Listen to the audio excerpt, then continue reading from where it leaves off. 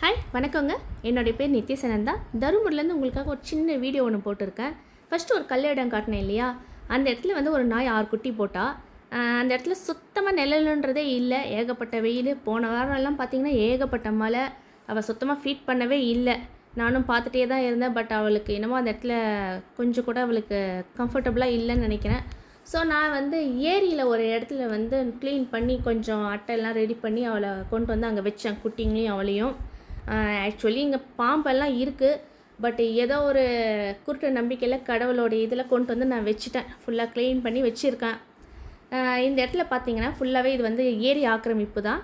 இங்கே நிறையா வந்து கோழி, ஆடு, மாடு, வாத்து, பத்தாத்துக்கு பன்னி வேறு வளர்க்க போகிறோன்னு சொல்லியிருக்காங்க. ஸோ நீங்கள் டாக்ஸ் எங்கே வைக்காதீங்க.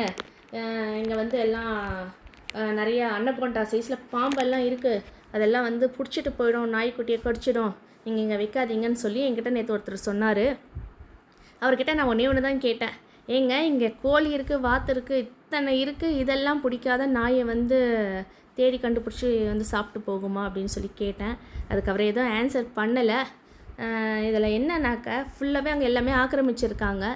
எனக்கு வேறு வழி தெரியல. இந்த குழந்தைங்கள பாதுகாப்புக்கு இங்கே வச்சுருக்கேன். 1 வீக்காக அவள் ஃபீட் பண்ணவே இல்லை. இப்போ இந்த இடத்துல நிழலில் நான் வச்சதுமே அவள் ஃபீட் பண்ணால் நல்லா கம்ஃபர்டபுளாக அவள் நல்லா ரெஸ்ட் எடுத்தா.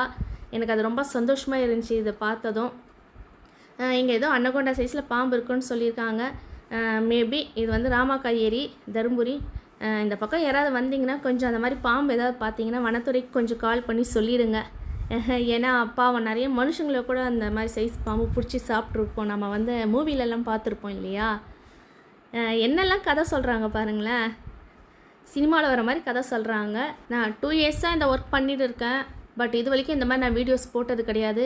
இப்போது வந்து ரொம்ப தேவைன்ற ஒரு பட்சத்தில் தான் நான் போட்டிருக்கேன். முடிஞ்ச அளவுக்கு இந்த குழந்தைங்களுக்கு ஹெல்ப் பண்ணுங்கள். அவங்களுக்கு கஷ்டம் கொடுக்காதீங்க.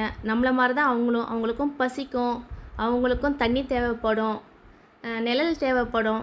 ஸோ முடிஞ்ச அளவுக்கு இந்த குழந்தைங்கள கஷ்டப்படுத்தாதீங்க. அவ்வளோதான். ரொம்ப நன்றி. வணக்கம்.